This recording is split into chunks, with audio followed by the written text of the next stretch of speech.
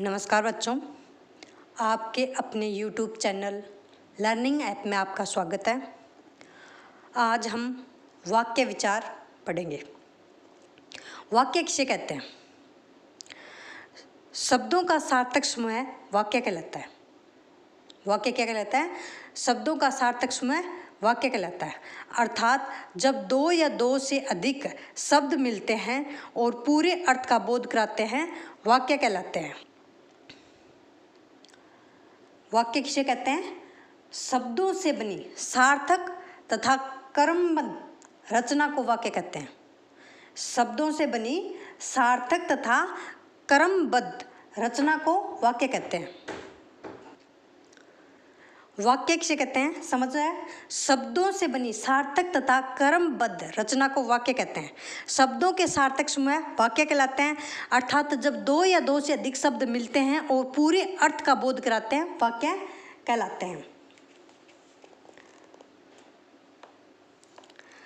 भाषा की सबसे छोटी लिखित इकाई वर्ण है। भाषा की सबसे छोटी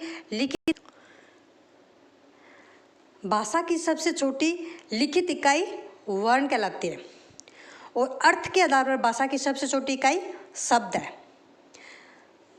लिखित तो वर्ण है, भाषा की सबसे छोटी इकाई लिखित रूप में तो वर्ण है और अर्थ के आधार पर भाषा की सबसे छोटी इकाई शब्द है और भावार्थ के आधार पर भाषा की सबसे छोटी इकाई वाक्य है। वाक्य के कितने भेद होते हैं? वाक्य के दो भेद होते हैं। एक तो वाक्य प्रयोग या रचना के आधार पर होता है और एक अर्थ के आधार पर होता है। वाक्य के दो प्रयोग होते हैं। एक तो प्रयोग और रचना के आधार पर वाक्य के दो भेद होते हैं। वाक्य के दो भेद होते हैं, प्रयोग या रचना के आधार पर और अर्थ के। प्रयोग या रचना के आधार पर वाक्य के कितने भेद होते हैं? तीन भेद होते हैं। प्रयोग और रचना के आधार पर वाक्य के तीन भेद होते हैं। सरल वाक्य, संयुक्त वाक्य, मिश्र वाक्य। प्रयोग और रचना के आधार पर वाक्य के कितने भेद होते हैं? तीन भेद होते हैं, सरल, संयुक्त, मिश्र वाक्य। प्रयोग और रचना के आधार पर वाक्य के तीन भेद होते हैं। रचना के आधार पर वाक्य के तीन भेद होते हैं। इन्हें साधारण सरल वाक्य भी कहते हैं, मिश्र वाक्य और संयुक्त वाक्य। साधारण और सरल वाक्य की डेफिनेशन देखते हैं थोड़ी सी अपन, वो ओरल बाद में आगे देखेंगे। जिन वाक्यों, सरल वाक्य किसे कहते हैं? जिन वाक्यों में एक उद्देश्य तथा एक विधेय होता है, उन्हें सरल वाक्य कहते हैं। जिनमें एक ही उद्देश्य होगा और एक ही विधेय होगा, उन्हें सरल वाक्य कहते हैं।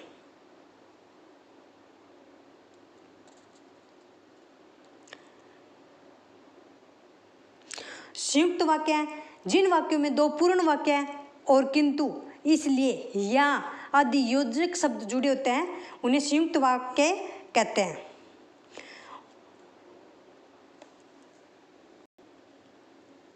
सरल वाक्य की उदाहरण देखते हैं अपन। ट्रक यूनियन की हड़ताल हुई, जनजीवन पर उसका गहरा असर हुआ, तो ये सरल वाक्य हैं। और संयुक्त वाक्य क्या होंगे? परीक्षाएं समाप्त हुई और बच्चों की राहत की सांस ली। बच्चों ने राहत की सांस ली।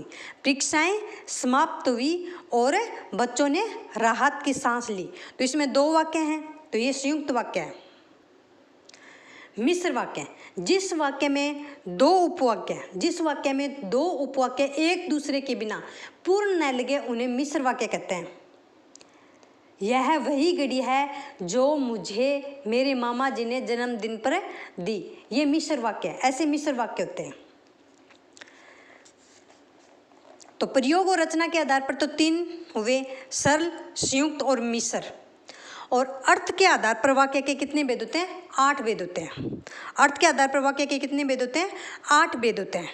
विधानवाचक वाक्य है, निषेधवाचक वाक्य है, प्रश्नवाचक वाक्य है, विस्मयादिवाचक वाक्य है, आज्ञावाचक वाक्य है, इच्छावाचक वाक्य है, संदेहवाचक वाक्य है, संकेतवाचक वाक्य है।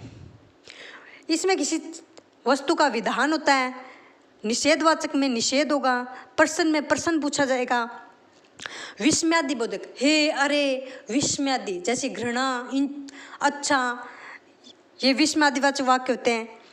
और आज्ञावाचक, किसी को आज्ञा दी जाएगी। इच्छावाचक वाचक, इसमें इच्छा होगी। संदेह, किसी चीज़ पर संदेह होगा। संकेत, किसकी ओर संकेत देंगे। सॉरी, यहाँ पे है, अरे वो निकल गए, ये वो विस्मयादिबोधक सूचक शब्द होते हैं और ये विस्मयादि वाक्य है। इसमें इच्छा, घृणा, द्वेष ये आएगी। ओके, अच्छे से डायग्राम से समझ लो। रचना के आधार पर वाक्य के भेद, सरल वाक्य, संयुक्त वाक्य और मिश्र वाक्य, इनके बारे में आपने पढ़ लिया। मैं ये डायग्राम दिखा रही हूँ ताकि अच्छे से समझ। अर्थ के आधार पर वाक्य के भेद हैं, ये देखो, विधानवाचक, निषेधवाचक, संकेतवाचक, संदेहवाचक, आज्ञावाचक, प्रश्नवाचक, विस्मयवाचक और इच्छावाचक, ताकि डायग्राम से आपको अच्छे से समझ में आ जाए।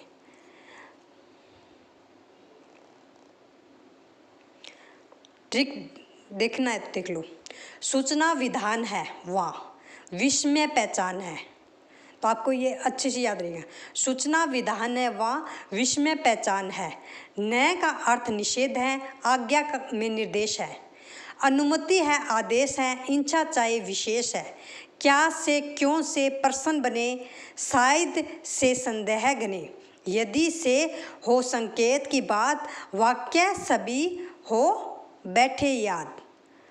तो ये पोइम सा है, अच्छे से पहचान करने में आपको आसानी होगी। एक बार वापस पढ़ते हैं। सूचना विधान है, सूचना, किसी सूचना के बारे में, विधानवाचक वाक्य में सूचना दी जाती है। सूचना विधान है, वाह। विस्मय पहचान है। न का अर्थ निषेध है, आज्ञा में निर्देश है। अनुमति है, आदेश है। इच्छा चाहे विशेष है। क्या से क्यों से प्रश्न बने, शायद से संदेह गने। यदि से हो संकेत की बात, वाक्य सभी हो बैठे याद। तो ये पोएम के थ्रू भी आप अच्छे से याद कर सकते हैं। और अच्छे से डायग्राम दिखा दिया मैंने आपको। अर्थ के आधार पर वाक्य के 8 भेद होते हैं और रचना के आधार पर 3 भेद होते हैं। आई होप आपको अच्छे से समझ आया होगा। आगे देखते हैं वाक्य के अंग। वाक्य के 2 अंग होते हैं, उद्देश्य और विधेय। पहला उद्देश्य होता है, दूसरा विधेय होता है। उद्देश्य किसे कहते हैं? जिसके द्वारा कुछ कहा या किया जाता है उसे उद्देश्य कहते हैं। अर्थात कर्ता का विस्तारक उद्देश्य कहलाता है। कर्ता का विस्तारक उद्देश्य कहलाता है। वाक्य का वह भाग जिसमें कर्ता हो उसे उद्देश्य कहते हैं। उद्देश्य कर्ता को ही उद्देश्य कहते हैं। सीधी सी बात ही है, जो कर्ता होगा वो ही उद्देश्य होगा। और कर्ता का विस्तारक क्या होगा? जो कर्ता के बारे में बताएगा वो कर्ता का विस्तारक होगा। देख लो, अमन पुस्तक पढ़ रहा है तो अमन करता है तो उद्देश्य हो गया। कृष्णा ने पत्र लिखा, इसमें कर्ता कृष्णा है, ये भी उद्देश्य है। मेरा भाई श्याम धार्मिक पुस्तकें बहुत पढ़ता है, तो ये मेरा भाई क्या हो गया? श्याम करता है और श्याम का मेरा भाई, ये कर्ता का विस्तारक है ना। मेरा भाई कर्ता के बारे में बता रहा है, तो कर्ता का विस्तारक क्या हो गया? मेरा भाई। कर्ता श्याम है, तो ये दोनों क्या है? उद्देश्य हैं। और धार्मिक पुस्तकें बहुत पढ़ता है, तो पुस्तकें क्या है?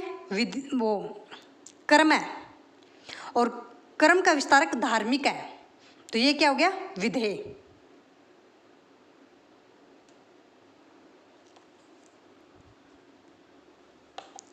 अब सरल सी डेफिनेशन देखते हैं उद्देश्य की।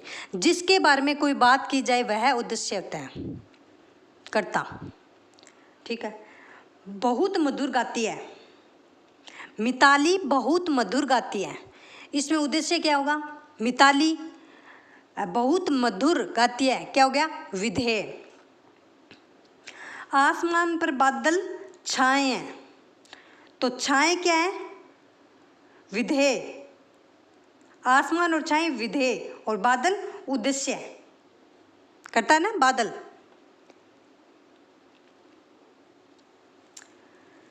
सामान्य वाक्यों में उद्देश्य पहले और विधेय बाद में होते हैं, लेकिन कुछ वाक्य में उद्देश्य बीच में भी दिखाई दे जाते हैं। सामान्य वाक्य, जो सरल वाक्य होते हैं, सीधे से वाक्य होते हैं, उनमें तो पहले और बाद में होते हैं, पहले उद्देश्य और बाद में विधेय होता है। मगर कुछ ऐसे वाक्य होते हैं जिनमें उद्देश्य बीच में भी आ सकता है, पहले विधेय, उद्देश्य बीच में और बाद में विधेय आ सकता है। ये कोई कंपल्सरी नहीं है कि उद्देश्य पहले ही आएगा, बीच में भी आ सकता है।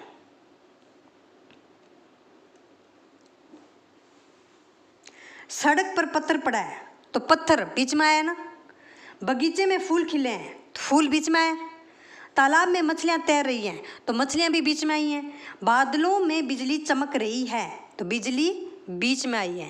तो जरूरी नहीं है कि उद्देश्य पहले ही आएगा, बीच में भी आ सकता है। आई होप आपको समझ आएगा। थोड़ा सा और देखते हैं। कहते हैं कि सामान्य रूप से वाक्य में कर्ता, कर्म, कर्म के बिना क्रिया का कर्म होता है, किंतु कभी कभी कर्ता बीच में आ जाता है। इसे तिर्यक प्रयोग भी कहते हैं। जो कर्ता बीच में आता है ना, उसे तिर्यक प्रयोग कहते हैं। कभी कभी तुम या आप उद्देश्य अदृश्य होता है। एक गिलास पानी ला दो, कुछ देर के लिए पार्क में चले जाया करो। चलो एक वाक्य और देखते हैं अपन। बात बात पर झुंझलाने वाला रवि आज बहुत खुश दिखाई दे रहा है। क्या? बात बात पर झुंझलाने वाला रवि आज बहुत खुश दिखाई दे रहा है। चलो मैं आपको इसमें बताया उद्देश्य तथा विधेय का विस्तार।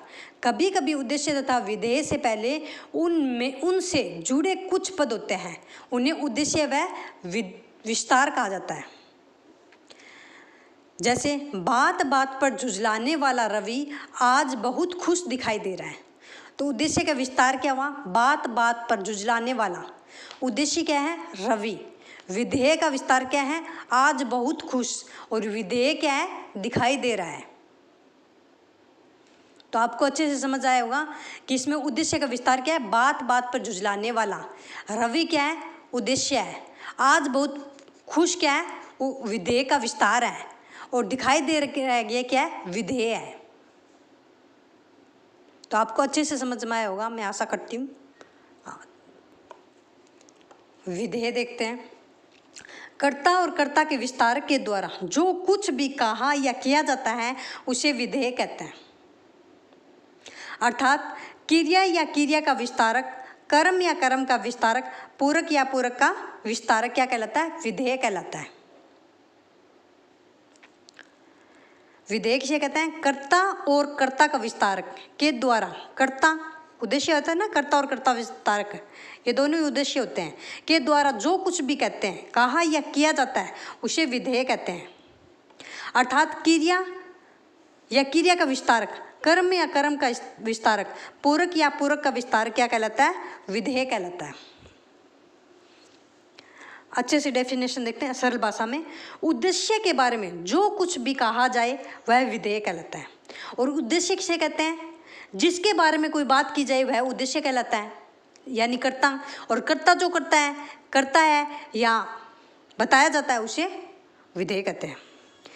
कृष्ण बांसुरी बजाता है तो कृष्ण क्या हुआ? करता है, उद्देश्य है। और बांसुरी विधेय हो गया। बांसुरी बजाता है, विधेय, वो कर रहा है, क्या कर रहा है? क्रिया कर रहा है ना, विधेय हो गया। तो इसमें क्या कर रहा है? कर्ता या कर्ता का विस्तारक के द्वारा कुछ भी कहा या किया जाता है, तो ये कर रहा है, बांसुरी बजा रहा है या कुछ कहे, वही विधेयक होता है। आगरा का ताजमहल दर्शनीय स्थल है तो आगरा का ये क्या है? आगरा क्या हुआ? कर्ता का विस्तारक। और ताजमहल कर्ता हो गया। आगरा कर्ता का विस्तारक, ताजमहल कर्ता, तो ये दोनों क्या हो गए? उद्देश्य है। दर्शनीय पूरक का विस्तारक हो गया, स्थल पूरक हो गया, तो ये विधेयक बन गया। आगरा का ताजमहल दर्शनीय स्थल है तो ये पूरक का विस्तारक दर्शनीय, स्थल पूरक हो गया, तो पूरक विस्तारक और पूरक विधेय। और ये आगरा और ताजमहल उद्देश्य है, कर्ता का विस्तारक। एक और देखते हैं अपन। मेरा भाई राम धार्मिक पुस्तकें बहुत पढ़ता है। तो पहले तो अपने उद्देश्य का विस्तार और कर्ता ही देखे थे, पिछले ये सेम वाक्य था, और इसको सीधे धार्मिक पुस्तकों अपने विधेय माना था।